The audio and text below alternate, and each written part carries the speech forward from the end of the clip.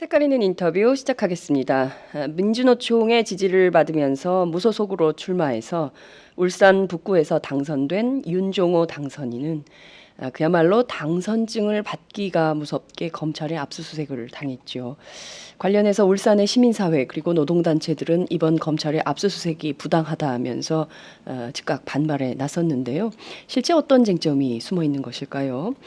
오늘은 윤 당선인을 전화로 연결해서 검찰의 수사 상황 그리고 현재 정부가 추진하고 있는 구조조정, 그 태풍의 한가운데 있는 울산 현지 상황도 함께 들어보도록 하겠습니다.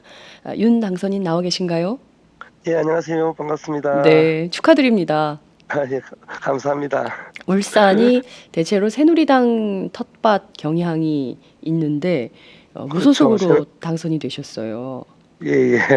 울산은 이번에 세 군데나 무소속으로 하여튼 당선되는 돌풍을 일으켰습니다. 그렇군요. 그러니까 굉장히 그 기존의 선거판에서 정말 보기 힘든 그런 장면이 연출이 된 것인데요. 예. 어떤 선거 승리에 어떤 요인이 있었다고 보십니까? 왜 울산의 시민들이 전부 이렇게 무소속을 선택했다고 보십니까? 예, 뭐 이번에 뭐 울산뿐만 아니라 이제 전국적으로 우리 박근혜 정부가 또 반민생, 반민주, 또 반평화로 좀 일방적인 어떤 독주에 대한 어떤 견제의 표시인 것 같고요. 네. 특히 이제 울산은 이제 뭐 고용 문제나 이런 부분이 또 민감한 지역 아니겠습니까? 네. 이제 그런 부분들이 이번에야말로 좀 시원하고도 막아내고 비정규직 양산을 좀 막아내라. 그래서 제대로 된 서민 정치를 하라.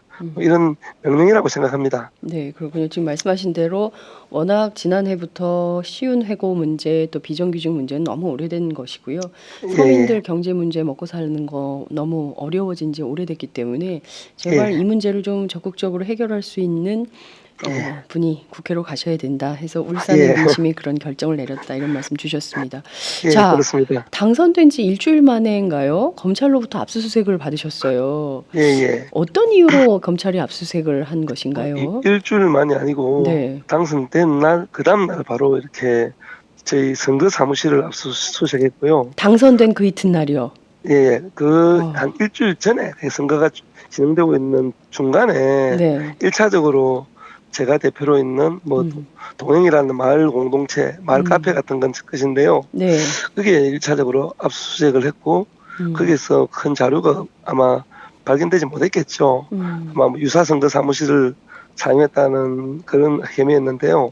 그래서 이제 당선된 날 또 압수수색을 했고, 그다음 또 한 일주일 있다가 또 저희 집까지 찾아와서 뭐 핸드폰을 압수수색해가고 뭐 차량 수색은 물론이고 제 몸까지 수색하는 좀 그런 일이 발생했네요.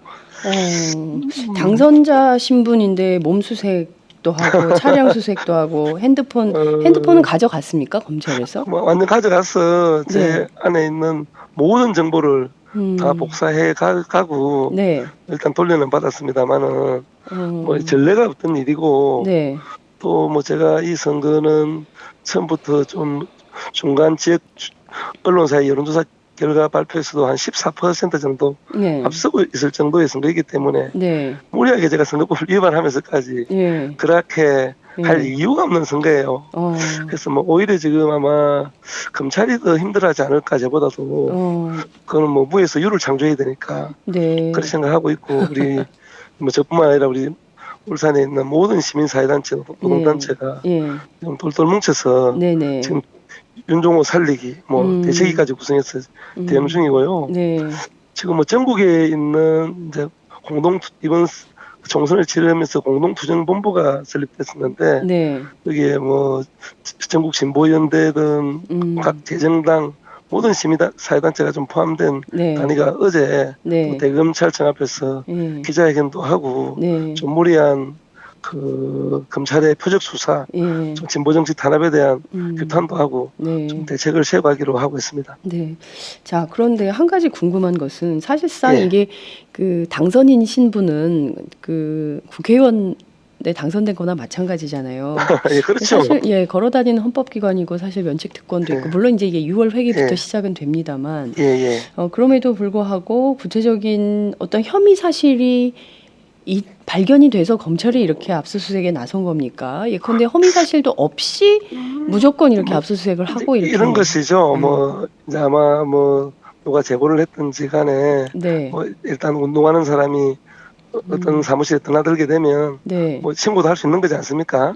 그래서 와서 이제 확인해보고 뭐 별 문제가 아닌 것 같으면 또 조금 문제가 될 수 있는 소지가 있으면 네. 선거 관련해서 경고를 준다든지 더 이상 오해를 받을 수 있게 하지 마라 네. 이렇게 하면 될 텐데 네. 그런 것이 아니고 이제 아마 며칠 동안 이렇게 지켜보면서 봤겠죠. 근데 실제적으로 그 유사 선거 사무실을 사용한다면은 전에 강원 도지사 선거에서 은기영 후보가 그런 경우가 있었는데 제가 특종을 썼습니다.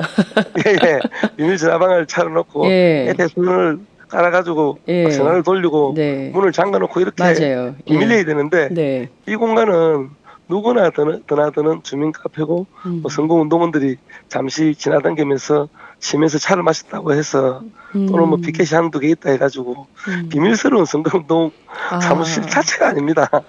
그래서 그래서 무리한 수사를 했고 또 그걸 뭐 연결시킬 수 있는 뭐 조직도나 뭐 회의 자료나 뭐 어떤 것도 발생할 수가 없는 거죠. 그걸 찾고 싶어도 없기 때문에 찾을 수도 없는 것이고. 그래서 이제 그런 걸 찾으려고 계속 수색을 하는 것 같은데 좀 이게 아마 뭐 지금 뭐 박근혜 정부가 이번 선거에 좀 몰리고 있으니까 좀 이렇게 특히 또 제가 통합진보당 출신이니까 뭐 국회의원 되는 것이 좀 부담스러운지 모르겠지만 무리한 수사가 진행되고 있다 그렇게 생각하고 있습니다. 그렇군요. 그러니까 말씀하신 동행이라는 카페는 흔히 볼 수 있는 마을 카페인 거예요. 마을 뭐 그렇죠. 제가 무슨 유기농 빵, 뭐 커피 이런 거 파는 그런 것도 하고 이제 뭐 텃밭 사업도 하고 뭐 책도 읽고 뭐 그렇게 하고 이제 그 안에서 공부하는 역사 공부 동아리 모임도 하고 그런 카페들이 굉장히 많아요. 요새는 동네마다. 그런 데인데 거기에 선거운동원들이 지나다니다가 피켓 들고 다리 아프니까 잠깐 쉬어가면서 차 한잔 마셨는데 그게 유사 선거 사무실이라고 검찰이 압수수색했다는 건가요? 뭐 그런 셈이죠. 결국은 이제 그렇게 시작됐던 것들을 뭐 증거가 불충분하니까 계속적으로 하고 있지 않겠습니까? 뭐 저는 그렇게 생각합니다.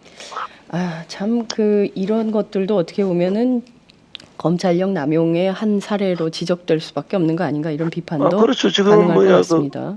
뭐 검찰이 특히 전담 검사가 몇 명이나 파견되고 그게 처음 아마 압수수색할 때 뭐 30명 이상 왔다 그러더라고요.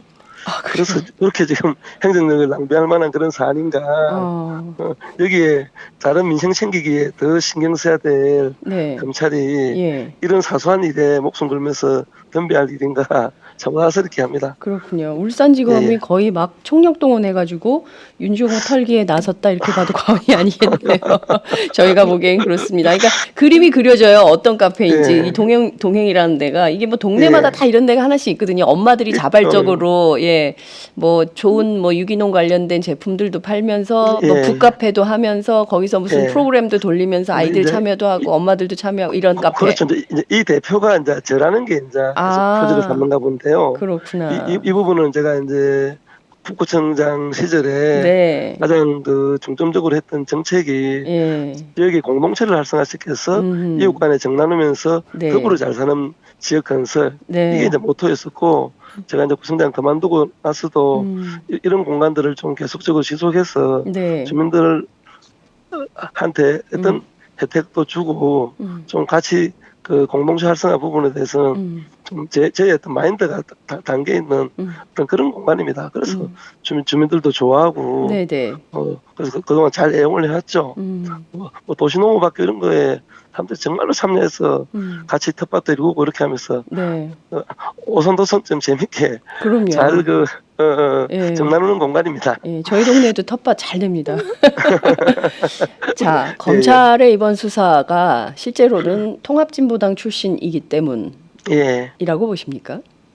저는 뭐 제가 통합진보당 출신이 아니었다면 이건 아마 그냥 주의 정도 줘서 정리할 문제를 이렇게 키워서 뭔가 지금 털어내가지고 어렵게 만드는 진보구청장을 좀 날리려고 하는 의도가 숨어있지 않나 생각이 듭니다. 하지만 뭐 결국 굴하지 않습니다. 제가 너무나 떳떳하고 선거법 위반한 적이 없고 또 전에도 선거법 때문에 조금 곤욕을 한번 치른 적이 있어가지고 이번 선거 들어오자마자 계속 주장했던 게 절대 선거법 위반을 하지 않는 것이 이번 선거의 가장 지름길이다. 회의 때마다 이야기했고 거기 있는 주요 간부들한테도 주지하면서 선거운동을 했었는데 뭐 이런 일이까지 일어나다 보니까 좀 의의가 없습니다. 이 검찰 수사는 언제까지 계속되는 겁니까? 지금 알 수가 없죠. 사실은 조사할 것이 더 없는데 지금 뭘 하고 있는지는 모르겠어요. 그냥 뭐 사실상 조사를 이렇게 해보니까 별 의미가 없는 것 같다. 그냥 뭐 무혐의 처리하든지 아니면 뭐 기소를 시킬 만한 정도는 아닌 것 같고 그래서 뭐 기소유예를 해가지고 정리해서 통보를 해준다든지 이런 과정이 있어야 되는데 아직까지 뭐 어떤 누구도 가서 조사를 받은 적도 없고 그냥 뭐 현재 자기들이 가져간 것 같고 얼마나 분석하고 있는지는 모르겠습니다만 근데 저희들이 알고 있는 진행상은 현재는 없습니다. 그렇군요. 갑자기 4.16 연대 그 박래군 그 상임위원 갑자기 생각이 나는데요. 비슷하네요. 느닷없이 몸수색하고 차량 수색하고 핸드폰 다 가져가고 뭐 이러고 결국에는 이제 구속시키고 이랬었는데 하여튼 그 문제가 갑자기 생각이 나는데 한번 지켜보도록 하죠. 저희도 검찰 수사를 한번 지켜보도록 하겠습니다. 하여튼 많이 잘 지켜봐 주시고 이 어렵게 만드는 진보 국회의원 잘 지켜주는데 힘맞으시면 고맙겠습니다. 네. 자, 현안 좀 여쭙도록 하겠습니다. 자, 현재 정부가 총선 끝나자마자 구조조정의 칼날을 좀 들이대고 있는데요. 울산 현대중공업 문제도 지금 대상에 올라와 있습니다. 울산, 통영, 거제, 그러니까 이른바 해운 조선업에 대한 구조조정은 불가피하다라는 게 이제 정부의 입장인데요. 우선 이 정부가 현재 추진하고 있는 구조조정에 대해서 좀 어떤 입장이신지요? 뭐 정부의 지금 구조조정은 뭐 그동안 이제 재벌 편들기만 하다가 문제가 생기면 책임은 노동자에게만 전가하는 그런 형태가 아닌가 하는 생각이 들고요. 지금 뭐 또 우리 재벌 대기업이 막대하게 뭐 이윤을 창출해서 지금 뭐 30대 재벌 기업이 뭐 700조 이상 산업유보금이 있다지 않습니까? 그런 부분들을 제대로 또 투자하지 않고 계속 비정규직은 양산시키고 또 고용 창출하지 않고 그러면서 또 시운해고 시키고 이런 식의 어떤 일방적인 어떤 그 대기업 중심의 그런 정책이 만들었던 위기가 아닌가 하는 생각이 듭니다. 그렇군요. 지금 뭐 말씀해 주신 대로 늘 보면 재벌 총수들 뭐 총수 일가는 뭐 절대 책임지는 일이 없고 그렇죠. 이 구조조정의 그 결국 그 가장 그 벼랑 끝에 서는 것은 노동자들인데 맞습니다. 그래서 해고는 살인이다 이런 얘기도 나오지 않았습니까? 그래서 우선 지금 그 해운 조선소 밀집 지역인 울산의 경우에 지금 지역 분위기는 좀 어떻습니까? 지역에 지금 뭐 2만 명 해고설이 나오고 있고 그래서요. 물론 뭐 울산만 2만 명은 아닙니다만 울산은 지금 뭐 중공업에 3,000명 정도 이야기를 하고 있습니다만은 현대중공업에 3,000명. 그건 뭐 직영 이야기고요. 지금 통계에 잡히지 않는 비정규직 그 사내 하도급 업체들이 어마어마하거든요. 그분들은 거의 뭐 4대 보험도 제대로 들지 않을 정도로 그다음에 웬만하게 다치는 것은 산재 처리도 안 될 정도로 심각하게 몰리는 분들이 많아요. 그런 그 대량 해고의 어떤 위협에 놓여 있고 지금도 그 동부 쪽으로 들어가면 장사하시는 분들이 너무 장사가 안 된다고 지금 한숨 쉬고 난린데 이런 어떤 분위기 형성되면서 그러면 또 열받아서 술을 좀 더 많이 먹을 것 같은데 오히려 식당도 더 안 되고 지금 그 소비가 더 위축되는 그런 결과를 지금 초래해서 지역 경제가 사실은 한마디로 엉망초토화라고 해도 과언이 아닙니다.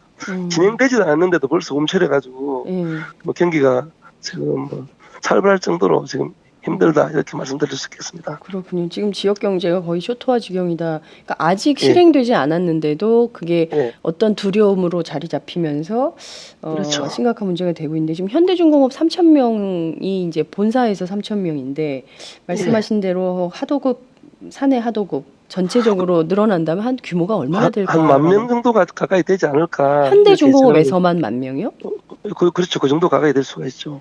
거기에 지금 뭐 가족들까지 이렇게 합치면 네. 상당 부분 더 되지 않을까. 그렇군요. 지금 10,000명까지는 안 된다 치더라도 네. 최소한 7, 8천 명 이상은 갈 것이라는 게 저희들의 예측입니다. 참 이렇게 무리하게 하면 그렇게 되는 것이고요. 네네. 이렇게 무리하지 않는 방법을 정부와 회사가 먼저 찾아야 되는 거죠. 네. 그러니까 지금 뭐 그동안도 이미 지금 지난해 하고 한 2년에 걸쳐가지고 네. 현대중공업에 구조조정 됐던 인력만 하더라도 네. 한 9,000여 명 정도 되거든요. 뭐 지난해 여직원만 뭐 1,000몇백 명을 더 하고 네. 이렇게 해서 이미 했던 인원이 9,000여 명이고 그와 관련된 가족들까지 하면 상당 부분 지금 타격이 있어서 그게 그렇죠. 지금 그 동부 쪽 경제는 물론이고 울산 전체 경제에 지금 누적돼 가고 있는 과정이거든요. 여기서 또 3,000명에서 자내 하청까지 합치면은 거의 7, 8,000명이 넘어간다. 네. 이렇게 될 경우에는 동구 경제는 완전하게 내려앉고요. 지금 뭐 이쪽 울산 전체의 어떤 그동안 부자 도시라 했던 울산에 그런 게 이후에는 그야말로 심각한 실업 대란 도시로 바뀔 가능성이 높죠. 그렇군요. 지금 작년에 벌써 9,000명 구조조정이 됐고 올해 3,000에다가 하도 합치면은 7, 8천 하면 거의 지금 뭐 16,000, 17,000명이 되는 거의 근 그렇죠. 2만 명에 대한 달하는 직원 그 대량 해고가 있는 건데 그렇죠. 이게 지금 사실 다른 데는 다 어려워도 울산은 괜찮다고 그랬었거든요. 옛날부터 울산은 부자 동네다. 울산이 뭐 교육열도 굉장히 높고 울산은 먹고 살만하다라는 얘기가 있었는데 지금 현대중공업이 이렇게 되면서 사실상 울산 지역 자체가 휘청거리게 되는 뭐 이런 상황이 되는 건데요. 그렇죠. 자, 하나하나 좀 꼼꼼하게 따져보겠습니다. 우선 우리가 쌍용자동 근자의 쌍용자동차 사태를 겪은 바 있어요. 예, 그렇죠. 이게 뭐 단순하게 이제 아무런 대책이 없는 상황 아닙니까? 그러니까 이를테면 기본적으로 구조조정에 반대하진 않는다 하더라도 어떤 그 실업 대책이 분명하게 있어야 되는데 늘 그런 것 없이 그냥 사람을 내몰아서 결국엔 벼랑 끝에 서게 만드는 이 문제가 계속 나왔는데 그렇죠. 지금 보면 우리도 비슷한 상황 아니냐는 겁니다. 예컨대 지금 정부가 내놓고 있는 여러 가지 그 대책들이 있어요. 뭐 고용유지 지원금을 주겠다거나 아니면 특별 고용 지원 업종으로 지정을 해서 좀 보호해주겠다든가 아니면 뭐 특별 재난 지역으로 선포를 해주겠다거나 뭐 이런 게 있는데 이 정도의 실업 대책이면 충분합니까? 물론 이제 뭐 그런 대책이 전혀 뭐 효용성이 없다 이렇게 말씀드릴 수는 없지만은 이제 좀 단기적 처방에 좀 불과하지 않는가 하는 생각이 들고요. 또 좀 전에 그런 어떤 대책을 내놨던 것들이 4대 보험 사각지대에 있는 노동자들한테는 혜택이 이제 가기 어려운 부분들이고 그래서 좀 장기적으로는 이제 뭐 어떤 노동 시간이 지금 우리나라가 엄청나게 길지 않습니까? 뭐 이런 부분들을 좀 그 일자리 나누기를 통해 가지고 좀 더 이렇게 고용을 오랫동안 이렇게 유지할 수 있도록 시간을 좀 벌 수 있도록 해줘야 되는 것이고요. 뭐 산업구조 개편이 뭐 불가피할 수 있지 않습니까? 뭐 장사 안 되는 걸 갖다 계속 붙잡고 있을 수는 없는 거 아니겠어요? 뭐 이런 것들에 대한 그것이 불필요한 것이 아니라 한다 그러면 좀 시간을 가지고 좀 단계적으로 진행돼야 되고 또 진행되는 과정에서 계속적으로 파견직 쪽을 늘려간다거나 또 비정규직을 늘리면서 이렇게 산업구조를 개편하는 방식으로 간단 말이에요. 그럼 결국은 어떤 그런 구조 개편이 삶의 질이 더 나아지는 방향으로 고용은 안정되는 방향으로 가야 되는데 철저하게 노동자는 배제되고 일을 저지를 때는 정부나 기업이 다 저지르고 피해는 고스란하게 노동자가 안고 또 그 책임까지도 다 안는 이런 형태가 좀 지속적으로 진행된다 그러면은 지금 현재 어떤 정부의 땜질식 처방 가지고는 효과를 충분하게 발휘하기 어렵지 않나 이렇게 생각합니다. 네, 지금 말씀하신 내용을 좀 들어보면 하나씩 좀 풀어야 될 것 같습니다. 우선 이제 그러니까 대량 해고를 통해서 모든 사람들이 갑자기 어느 날 한날 한시에 막 해고돼서 어디 갈 데가 없고 뭐 이렇게 되는 것은 매우 심각한 문제다. 따라서 심각하죠. 전반적인 고용유지 전략을 정부와 기업이 써야 되는데 우선 이 노동시간 단축 같은 게 필요하다고 말씀하셨어요. 근데 이 문제는 필요하죠. 그러면 이제 이 논의 테이블에 노동자들도 같이 앉아야 되는 거 아닙니까? 그렇죠. 지금 뭐 독일이나 이런 나라에서 자동차 회사 어려울 때 뭐 실제적으로 근로 시간을 줄여서 뭐 100만 원 받던 월급을 네. 80만 원, 70만 원 받고 근로 시간 줄여가면서 가능한 고용을 유지하고 네. 다시 이제 차가 잘 팔리게 되면 네. 근로 시간을 늘려가고 이런 식으로 해서 최대한 고용을 유지할 수 있는 데까지 유지하고 기업이 버틸 수 있는 데까지 버텨야지 같이 우리도 좀 허리도 좀 졸라매고 같이 할 수 있다는 거죠. 네. 근데 이제 해고라는 것은 우리나라에서 해고는 아까도 잠시 언급했지만 진짜 사형선고하고 똑같거든요. 다른 업종에 취직할 수 있는 그 방법이 전혀 없어요. 솔직히 이야기해서. 뭐 웬만한 비정규직 일자리도 찾기 어려운 게 갑작스런 대량 해고는 그렇지 않겠습니까? 그렇습니다. 그리고 이제 그분들이 나와서 뭐 통닭집 하거나 24시 마트 하거나 자그마한 식당 하거나 뭐 퇴직금 털어가지고 뭐 어떤 업종 벌리는데 이게 또 뭐 우리나라 OECD 국가 평균의 두 배나 많을 정도로 자영업자가 넘쳐나고 있는데 네. 그 시장 장벽은 뭐 거의 뭐 7, 80%는 다 망하고 제대로 살아남는 거는 10%도 안 되거든요. 네. 그래서 거기에 따른 또 뭐 사회적 비용이든지 가정 파탄, 또 이혼의 증가, 아이들 가출, 또 자살 문제, 뭐 이런 어떤 사회적 문제가 뭐 불을 보듯 뻔한데 조금 더 이렇게 정부가 좀 장기적 대책을 가지고 일방적 무조건 구조조정, 대량 해고 이렇게 몰아가는 것은 그야말로 잘못된 정책이다 이렇게 말씀드리고 싶습니다. 네. 자, 노동자들도 함께 논의 테이블에 앉아서 100만 원 받던 거 7, 80만 원으로 줄이면서 함께 공동체 차원에서 버티는 만큼 버티면서 그러니까 네. 해고를 최소화하고 고용 유지 네. 전략을 쓰면서 가고 그다음에 경우에 따라서 전혀 뭐 어떤 방법이 없다. 이 정도의 인원 감축은 불가피하다라고 했을 때는 분명하고도 정확한 아주 구체적인 실업 대책이 있어야 된다. 이런 말씀을 주신 걸로 맞습니다. 이해하겠습니다. 예. 자, 그 문제는요. 왜 이런 기업 부실이 계속되고 있느냐는 것입니다. 그러니까 노동자들은 열심히 자동차 만들고 배 만들고 이랬을 뿐인데 결과적으로 회사가 부실하게 됐어요. 근데 이게 지금 보면 경영 능력이 없는 총수 사모님들이 나서가지고 한 회사들이 전부 지금 문제가 있다 이런 이제 언론 보도도 계속 나오고 있는데 중요한 것은 아무도 책임지지 않는다는 겁니다. 그렇죠. 관리 감독 기관도 마찬가지고요. 그다음에 그 국책은행 채권 단일할 수 있는 국책은행들도 그렇고요. 공정거래위원회, 뭐 금융당국 다 지금 마찬가지인데 자 여기서부터는 정치권의 책임이 굉장히 중요해지는 대목 같습니다. 맞습니다. 20대 이제 국회의원이 되시는데요.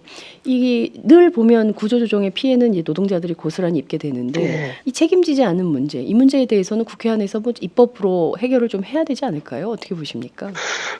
그렇죠. 지금 뭐 그동안 이런 어떤 부실한 기업의 정리, 공적 자금 투입, 이거 뭐 자기 돈이 아니다 보니까 막 투입하고 결국은 그 부담이 좀 국민 세금으로 나가고 그 세금은 따지고 보면은 이런 어떤 실업에 대한 대책을 수립하거나 복지사로 나가야 될 부분이잖아요. 네.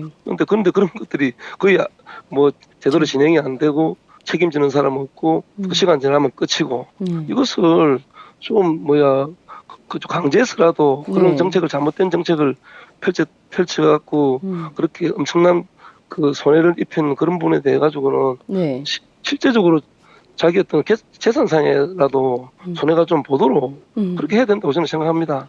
저 같은 경우는 개인적으로 그 허가를 안 해줬다는 명목 하나로 지금 제가 형사적으로 벌금도 1,000만 원 받았지만은 그 지금 손해배상 부분을 해서 약 5억 정도를 지금 물어내니 마느니 하면서 아직도 지금 논쟁을 벌이고 있거든요. 그래서 이렇게 서민생활을 그러니까 한마디로 영세상인들의 생존권을 지키겠다고 했던 그 단체장의 좀 그 고뇌의 어떤 결단 부분들도 지금 이렇게 제가 사회적으로 지금 부담을 안고 손해배상까지 받는데 엄청난 어떤 기업의 어떤 그 지원이나 어떤 그런 걸 관련해서 정책을 위반했던 이런 사람들이 아무런 책임 없이 국민의 혈세만 낭비시키고 또 그 고통을 노동자에만 가중시키고 그런 데 대해서 아무도 책임 없다는 것은 그야말로 좀 잘못됐다 생각하거든요. 뭐 국회에서 어느 정도 논의될지 모르겠습니다만은 좀 특별대책위원회라도 좀 구성해서 이런 문제에 대한 대책을 수립해야 생각합니다. 네, 말씀하신 대로 영세 상인들에 대한 생존권을 지키려던 단체장이 오히려 벌금을 내야 되는 이런 상황이 됐고 기업들의 경우에는 그 부분에 대해서 도덕적 해이가 심각함에도 불구하고 예. 자신들의 손에는 진짜 일전 한 푼 보지 않겠다는 태도로 나오는데 정부나 국회가 이런 노동자 편을 드는 게 아니라 기업 편을 든다면 정말 국민들은 절망할 수밖에 없다. 이런 말씀을 좀 드릴 수 있을 것 같습니다. 예, 맞습니다. 예. 지금 뭐 여러 가지 얘기가 지금 나오는데 앞서 말씀드린 이른바 이제 정부가 내놓은 실업 대책, 뭐 고용유지 지원금이나 뭐 특별고용 지원 업종으로 지정된다든가 아니면 특별 재난 지역으로 선포한다든가 뭐 이런 건데요. 이게 만약에 불충분하다고 한다면 어떤 방향으로 어떤 실업 대책이 더 포함돼야 된다고 보십니까? 그렇죠. 지금 지금 회사는 좀 자기들이 좀 계열사를 주 업종하고 관계없던 부분들은 좀 이렇게 계열사를 정리한다든지 그런 것들이 좀 필요한 것 같고요. 뭐 정부는 지금 새로운 어떤 산업 구조 어떤 변경에 따라서 대체할 수 있는 장기적인 게 좀 필요하다고 생각합니다. 지금도 실업급여 준다 해봐야 뭐 6개월, 1년이 내지 않습니까? 그거 갖고는 그야말로 좀 불충분하고요. 좀 아직까지 명확하게 뭐 이것이 대책이다 할 수 있는 걸 갖다가 다 드러내고 이야기는 못하겠지만은 이런 어떤 대책을 수립할 수 있는 좀 기구를 국회 내에서도 만들어서 좀 충분하게 그러니까 구체적으로 사각지대가 있는지 없는지 좀 면밀하게 살피는 어떤 그런 제도 좀 장기적인 제도적 장치를 마련하는 게 저는 중요하다고 생각합니다. 지금 뭐 단답적으로 이런 대책을 내놔야 된다 뭐 이렇게 지금 답할 수는 없겠지만 그런 대책을 만들어가는 과정부터 우리 노동자들의 대표가 참여하고 뭐 이렇게 해서 정리가 돼야 되지. 지금 뭐 노사정위원회도 마찬가지 않습니까? 뭐 지금 노동과 관련된 현안을 개정한다면서 만드는 건 좋지만은 실질적으로 노사정 테이블에서 주요하게 차지했던 민주노총 안에 들어가지도 않았었고 또 한국노총이 들어갔다가도 양대 지침을 일방적으로 시행하는 바람에 지금 나왔지 않습니까? 그럼에도 불구하고 지금 정부가 일방적으로 지금 시행하면서 지금 노동법 개정 문제가 완전하게 지금 사회적 이슈가 돼가지고 엄청난 지금 노동자들과 국민들의 저항을 불러오고 있지 않습니까? 이렇듯이 이런 대책을 수립하는 과정에도 당사자들이 참여해서 이 정도의 의견 우리가 감수할 거는 이 정도는 감수하겠다. 뭐 정부의 어려움도 알겠다. 기업의 어려움도 알겠다. 뭐 이렇게 서로 이해 속에서 풀어가야 되는 건데 지금까지는 그야말로 일방적으로 뭐 정부 하고 싶은 대로 다 진행해놓고 좀 책임만 전가하는 이런 것들을 바로잡는 것부터 출발해야 된다고 생각합니다. 네, 말씀하신 대로 정말 노사정이 모여서 사회적 합의를 제대로 이룰 때 노동자들도 고통 분담. 그러니까 재벌 대기업 총수들이 고통 분담의 파이가 클 수밖에 없는 거잖아요, 기본적으로. 그렇죠. 그리고 이제 이 대타협이 돼야 이게 뭐 제대로 속도감 있게 구조조정도 진행되는 것인데 아무런 대책 없이 정부와 기업이 정하고 당신들은 따라와라, 당신들은 다 회사를 나가라, 뭐 이런 식으로 하니까 이게 계속 문제가 되고 이러는 건데. 자, 오늘 현대중공업 노동자들이 오늘과 내일 서울로 올라와서 상경 시위를 한다고 합니다.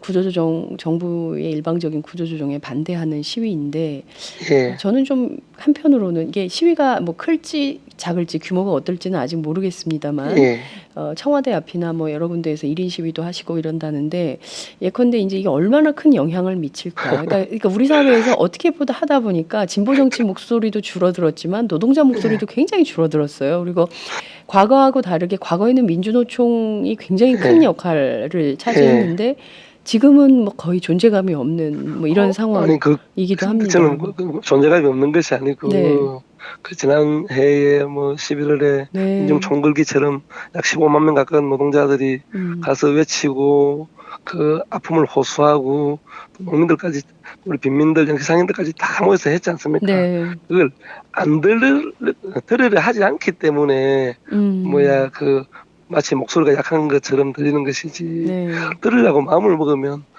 그렇게 지금 많은 시민들이 국민들이 모여서 그렇게 외친 적이 없거든요.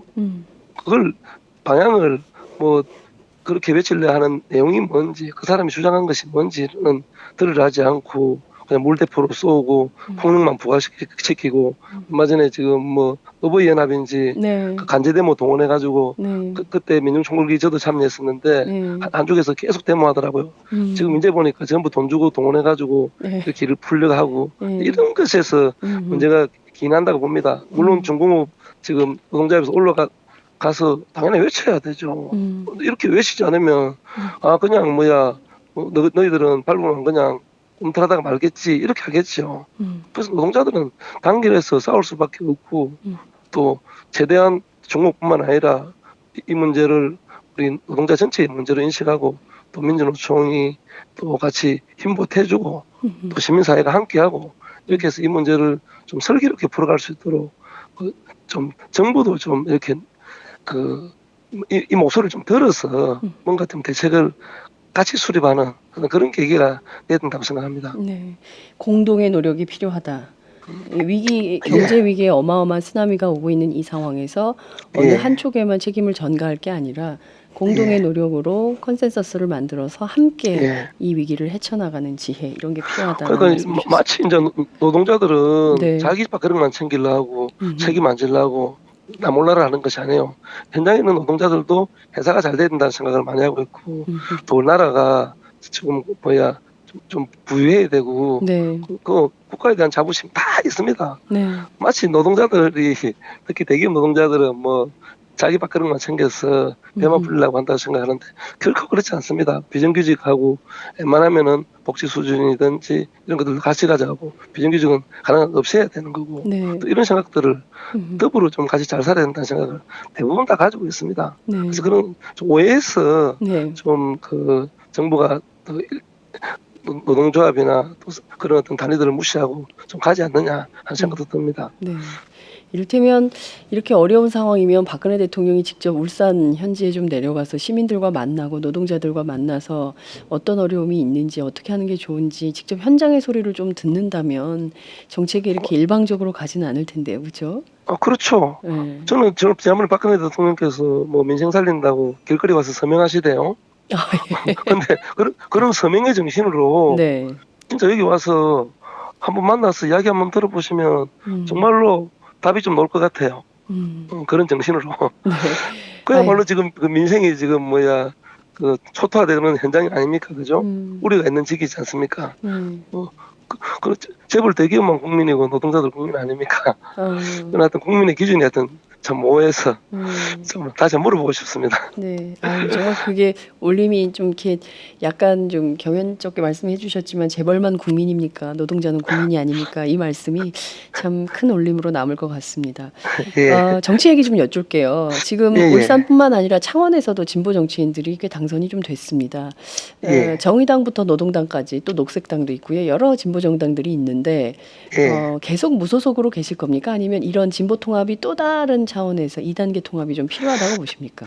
안 그래도 그런 질문을 이렇게 많이 들었고요. 네. 민중연합당 가느냐 얘기도 들었는데 네네. 이제 그런 계획은 없습니다. 이번 선거의 민심이 아마 좀 제대로 된 진보 정당이 뚝 서 있었다 그러면 거의 원내교섭 단체까지 만들 수 있지 않을까 할 정도의 민심이었다고 생각하거든요. 그래서 이제 그렇게 좀 어중간한 표들이 갈 곳 잃은 표들이 좀 국민의 당 쪽으로 많이 가지 않았냐 하는 생각도 드는데요. 하여튼 그동안 선거 과정 속에서 계속 분열돼 있냐 단일화해라 노동자들을 만나면 주민들을 만나면 그런 이야기 엄청 들었습니다. 그래서 일단 어렵지만 진보 단일화를 이뤄냈고 또 야권 단일화까지 이루면서 선거에 큰 힘을 받았었거든요. 창원도 마찬가지고 울산도 마찬가지입니다. 그래서 이제 이런 힘이라 그러면 과거에 민주노동당을 뛰어넘는 좀 제대로 된 노동자들, 농민들, 영세 상인들, 또 정빈민들 좀 다 함께하는 그런 제대로 된 어떤 진보정당 건설이 좀 시급한 문제다 이런 생각이 들고요. 물론 이제 선거 이전에 한상균 위원장이 선거연합정당을 제안하셨습니다. 선거연합정당. 선거 전에 총선에 앞서 먼저 선거를 치르고 그 성과를 바탕으로 제대로 된 진보 정당을 만들자 했는데 그게 일부 정당들이 이제 반대하면서 제대로 힘이 실리지 않았습니다. 그래서 이번에 정의당도 6석 정도밖에 못 얻었으니까 실제적으로 그 진보정당으로 올 수 있는 표를 다 모았다고 볼 수 없지 않습니까? 예, 그래서 지금 정의당을 포함한 노동당, 녹색당, 그래서 조금만 차이는 좀 극복을 하고 좀 대의로 이렇게 좀 모아서 우리나라의 어떤 제대로 된 어떤 서민 정치를 좀 실현할 수 있는 그런 정당 건설을 하는데 저는 제 힘을 쏟을 생각입니다. 네, 그렇군요. 문재인 대표가 지원 유세를 참여했던 걸로 전해지고 있습니다. 지원 유세는 아니고요. 네, 네. 그때 이제 그 야권 단일화 할 때 저희 울산 지역 시당위원장이 네. 북구 지역에 후보였었는데요. 네. 그분이 이제 사퇴를 하면서 저를 단일 후보로 세워주는 과정에 문재인 전 대표님께서 역할을 좀 해주시고 또 울산에 올라오셔가지고 기자회견도 함께 해주시면서 제 손을 들어주셨어요. 그래서 뭐 그런 어떤 야권 단일화의 어떤 그 전체적인 흐름이 이번 선거가 좀 국민의당이 출연하면서 분열로 치러졌지만 그래도 이렇게 표를 많이 모을 수 있는 원동력이 되었다고 생각하고 고맙게 생각합니다. 네, 예, 문재인 대표에 대해서 고맙게 생각한다 이런 말씀 주셨는데 반면 김무성 새누리당 대표의 경우에는 문재인 대표가 윤종호 후보 지원을 했다면서 전국 선거운동 유세 때마다 통합진보당 출신인 윤종호를 문재인이 지원했다 이러면서 이제 굉장히 비판을 하는 선거운동이 있었습니다. 이런 새누리당의 네거티브 선거 전략은 좀 어떻게 보세요? 뭐 그런 선거가 엄청나게 했죠. 뭐 심지어는 뭐 TV 토론에서 뭐 북한 몇 번 갔다 왔느냐, 뭐 어떤 후보는 동구의 김종울 후보 같은 경우는 야 북이 남침했냐 북침했냐 뭐 하여튼 그야말로 말도 안 되는 질문까지 하면서 처음부터 끝까지 색깔 논쟁을 펼쳤는데요. 그게 전혀 안 먹혔던 선거였고 뭐 저는 이제 김종울 후보나 뭐 다 지방의회 온 경험도 있고 구청장 경험이 있고 또 국회의원까지 되지 않았습니까? 저 같은 경우는 이전에 뭐 기초의원부터 시작했는데요. 그러니까요. 그래서 이미 이렇게 검증이 충분하게 됐고 그런 어떤 색깔 논쟁을 해도 이제 주민들이 믿지 않습니다. 근데 평상시에는 아무 문제 제기하는 사람 단 한 명도 없습니다. 딱 선거 기간 때만 되면 종북이 되었다가 색깔 논쟁했다가 선거 끝나면 또 지금 아무것도 없는 거예요. 그래서 이제 구시대적인 낡은 정치로 그 표를 얻으려는 그런 야사반 짓은 이제 그만해야 된다. 이렇게 국민들이 더 이상 속지 않는다. 그리고 통합진보당 출신이라는 게 뭐가 그리 잘못입니까? 우리 민주노동당 시절부터 노동자들 서민들 위해서 제대로 대변한 정당이 어떻게 있었습니까? 그동안 무상교육, 무상보육, 무상의료, 부유세 뭐 이런 어떤 사회적 주요 어제들을 저희들이 다 이야기를 했었고 이게 요즘 새누리당이 다 가져가서 쓰고 있지 않습니까? 이렇게 해서 어찌 보면은 대한민국의 정치를 좀 이렇게 국민 중심으로 사람을 먼저 생각하는 중심으로 이끌었던 정당이 저는 민주노동당이고 통합진보당이었다고 생각합니다. 뭐 그래서 일부 어떤 뭐 일탈이나 여러 가지 작은 부분 갖고 이것을 전부로 폄하시켜서 진보 정치를 매도하는 것은 저는 인정할 수가 없고 국민들이 그렇게 바라보지 않았기 때문에 뭐 동구나 북구가 다른 데서 상상할 수 없는 영남 지역에서 60% 이상 압도적으로 이길 수 있었던 것들도 무리하게 좀 그 진보 정치를 탄압하고 정당을 통합진보당을 강제 해산시킨 것에 대한 어떤 일정 정도의 어떤 평가이기도 저는 하다고 생각합니다. 네. 참 그게 인상적이네요. 평상시에는 아무도 문제 제기하지 않다가 선거 때만 되면 종북 색깔론으로 정말 더 이상 이런 구시대적인 낡은 정치, 얍삽한 짓은 이제 그만하자 이런 말씀 주셨습니다. 정말 4년 뒤의 선거에서는 색깔론 종북 이런 거 자체가 신문지상에서 사라졌으면 좋겠어요. 그럴 것 같습니다. 이번에 전혀 안 먹히고. 그러게요. 정말 많이 했거든요. 북한 이슈 제기를 저희가 이제 14일 동안 전국에 그 후보들 취재를 저희가 쭉 다녔는데 뭐 굉장하게 새누리당은 색깔론 뭐 이제 북한 문제 제기했지만 결국 민심은 전혀 그런 게 통하지 않았다. 결국엔 경제 문제, 경제 심판론이 우세했다. 이런 분석을 할 수 있을 것 같더라고요. 그렇죠. 뭐 저보고 나왔던 TV 토론 때 북한에 몇 번 갔다 왔느냐. 저 4번 갔다 왔다. 그다음 시간이 끊쳤어. 그래서 답변할 시간이 없었어요. 근데 선거 기간 내내 막 주민들한테 문자 쏘면서 네 번씩이나 갔다 온 뭐 종복스러운 실질적으로 다 새누리당 사람들하고 같이 갔던 그것이거든요. 금강산에 그 금강산. 세전한다고 성화 체하러 가는데 박명호 전 뭐 시장님, 정가분 국회의원 이런 분들 다 같이 간 거예요. 새누리당 그 정치인들하고 함께 간 4번의 북한 방문이었어요. 그렇죠. 대부분 세 번을 이렇게 새누리당 의원들이나 네. 그쪽에 당직자 또는 뭐 상공인들, 기자단들 다 같이 간 거예요. 한 번은 제가 이제 그 통일축구대 대회장으로 뭐 축구공하고 신발 전달하러 한번 개성을 갔다 온 적이 있는데 뭐 이런 부분들은 좀 작은 통일운동은 저에게서 일상적으로 진행돼야 되는 것이고 그런 것들이 이렇게 많아지면 많아질수록 좀 이질감도 줄어들고 또 이렇게 평화통일의 그것도 주춧돌을 놓는 거잖아요. 이런 것들을 다 그 통일부의 승인을 받아서 했던 그조차까지도 막 뭐가 또 있는 양 막 이렇게 하면서 호도하고 이랬었죠. 근데 뭐 그런 것들 시민들이 다 알아서 잘 판단해 주시더라고요. 그럼에도 불구하고 60% 이상의 압도적 지지로 당선됐다. 그러니까 참 이 국민들 민심을 새누리당이 잘 정확하게 읽지 못하고 있다 이런 생각이 좀 드네요. 말씀을 좀 듣는 과정 내내 어떻게 보면 한편으로 좀 코미디 같아요. 국민들은 전혀 그런 거에 안중도 없는데 계속 똑같은 소리에 고장난 레코드처럼 이렇게 반복하는 문제 심각한 것 같습니다. 그래서 하여튼 뭐 선거가 끝났으면 우리 총선 민의를 좀 잘 받아들여서 우리 박근혜 대통령과 좀 새누리당 우리 그 국회의원님들께서 좀 정책을 좀 제대로 입안하면 좋을 것 같은데 지금 그런 민의가 전혀 받아들이지 않는 발언이 계속적으로 쏟아진단 말이에요. 진짜 좀 안타깝습니다.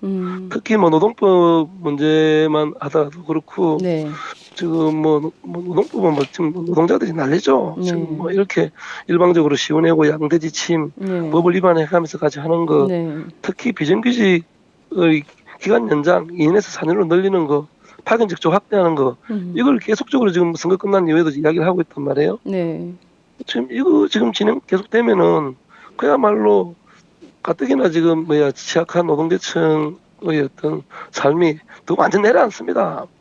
마치 뭐 비정규직 많이 만들면은 지금 기업이 잘 돌아갈 것 같이 얘기하고 있지만 지금 연봉 2-3천만 원 못 받는 노동자들이 절비하단 말이에요. 근데 이 양반들이 지금 구매할 수 있는 여력이 진짜 없습니다. 그러니까 뭐 옷 못 사 입고 TV 못 바꾸고 차 못 바꾸면 당연하게 공장 안 돌아가는 거 아니겠어요. 이런 악순환을 자꾸 거듭하려고 하는 정책을 펼친다는 게 도저히 이해할 수가 없습니다. 솔직히 얘기해서. 그러니까요.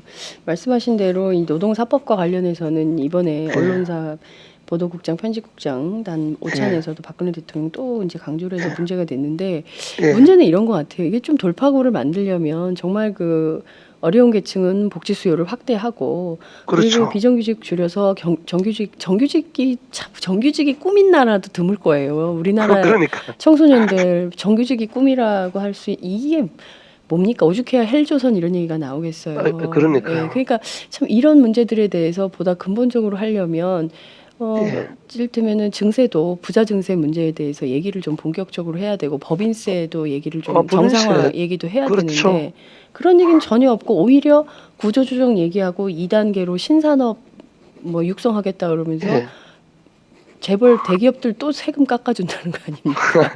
그러니까 지금 법인세는 현실화시켜서 그걸 노동자들한테 돌려줄 수 있도록 아니면 복지로 돌릴 수 있도록 해야 되고요. 최저임금을 빨리 현실화시켜야 됩니다. 지금 1만 원 이야기를 민주노총이 이렇게 주장하고 있는데 1만 원이 안 되더라도 거기 가깝도록 해야지만이 기본적인 어떤 그 소비할 수 있는 여력이 좀 생기는 것이고요. 지금 사교육비 너무 많이 들어가는 거, 또 교육비 반값 등록금 이런 약속도 좀 지켜야 되는 것이고 지금 가계부채 막 이야기하지만 뭐 주거 문제 부분에 대해서 임대주택 이것들을 획기적으로 늘리지 않고서는 답이 없는 것이거든요. 그래서 지금 엄한데 돈 쓸 것이 아니라 제대로 진짜 민생 챙기는데 돈을 써야 된다고 저는 생각합니다. 아이고 정말 한 명의 국회의원은 정말 많은 입법을 할 수 있습니다. 4년 동안 진짜 서민들을 위한 정치, 국민들의 삶을 돌보는 정치 해주시기를 좀 당부드리면서요. 오는 일요일 메이데이예요. 이제 해마다 메이데이가 되면 네. 양대노총 큰 행사를 하는데 예. 이번에 민주노총은 이제 한상균 위원장도 없이 이제 그 전국적으로 이제 행사를 하게 되는데 예. 당선되자마자 한상균 위원장 면회하고 오셨다고 들었습니다. 예. 예, 뭐 저희 행보가 뭐 그렇게 한상균 위원장 면회를 했고요. 네. 우리 병남기 농민, 우리 병문안 갔다가 뭐 직접 보질 못하고 가족들 또 잠깐 보고 왔고요. 네네. 또 전국 농민의 그 대표님들 또 다 같이 모이는 자리가 있어서 좀 인사를 드리고 그래서 뭐 저희들 뭐 김종훈 당선자나 저나 또 좀 더 낮은 곳으로 노동자들 서민들의 아픔 있는 곳에 달려가고 뭐 그렇게 하면서 국회의원 할 겁니다. 뭐 저 다녀보니까 지금 뭐 특별하게 특근이 뭐 했는지 모르겠는데 다 내려놓고 그냥 재밌게 신나게 그분들하고 어울리면서 열심히 한번 떼볼 생각입니다. 네. 한상균 위원장 어떤 당부하시던가요? 예, 뭐 전에 수염이 덥수룩했는데 깨끗하게 이렇게 청년 같은 얼굴로 오셔갖고 너무 해맑게 웃으시면서 이번 성리에 돼가지고 너무 이렇게 자기도 기분 좋고 그 어떤 개그 이런 것들이 쾌감을 되게 맛을 봤는가 봐요. 그래서 이제 이번에야말로 지금 노동자들이 똘똘 뭉쳐서 함께 만드는 성리다 이런 여세를 몰아서 좀 제대로 된 어떤 진보 정당을 만들어야 되지 않겠느냐 그런 의견 교환도 하고 앞으로 열심히 좀 잘해달라고 당부를 하더라고요. 그래서 빨리 좀 남았으면 좋겠어요. 이거 뭐 사실 한상균 위원장이 무슨 큰 중죄를 지었다고 진짜 나라 다른 말아먹고 경제 파탄낸 사람들은 다 멀쩡한데 우리 노동자들 서민들 생존권 지키자고 했던 위원장님을 그렇게 영의 몸으로 나눴는지 이해가 안 갑니다. 빨리 나오셔서 함께 잘 했으면 좋겠습니다. 네, 민주노총 한상균 위원장 빨리 풀어줘라 이런 말씀도 주셨습니다. 예, 오늘 정말 유쾌한 인터뷰 너무 재밌었고요. 저희 이제 또 6월에 지금은 울산에 계시지만 6월에 또 개원해서 서울에 오시게 되면 저희 프로그램에 직접 스튜디오에 출연도 하셔서 다양한 정책 설명해 주실 수 있는 기회가 마련되면 좋겠습니다. 그럼 영광이죠. 저도 영광입니다. 예, 끝으로 한 말씀 부탁드리겠습니다. 울산의 유권자들에게 또 많은 전국의 국민들에게 당부 말씀 있으실 것 같습니다. 예, 제가 울산이 그 노동의 도시라고 하는데 사실 울산에서 처음으로 배출한 노동자 국회의원입니다. 또 뭐 전국적으로도 지역에서 아마 돌파한 국회의원이 제가 처음일 겁니다. 이만큼 좀 책임감이 무겁고 또 제대로 된 또 진보 정치, 서민 정치를 실현하도록 하여튼 최선 다하겠습니다. 노동자 출신도 국회의원 뽑아주니까 정말 잘하는구나 이런 이야기 들을 수 있도록 모범적인 의정활동의 표상이 되도록 열심히 뛰겠습니다. 고맙습니다. 예, 감사합니다. 울산 최초 노동자 국회의원, 60%를 돌파한 국회의원, 지역의 열화 같은 성원을 힘입어서 서울 여의도에서 한판 멋진 의정활동 해주시기를 당부드립니다. 오늘 말씀 잘 들었습니다. 네, 감사합니다. 네, 지금까지 울산 북구에서 당선되신 윤종호 당선인과 함께했습니다.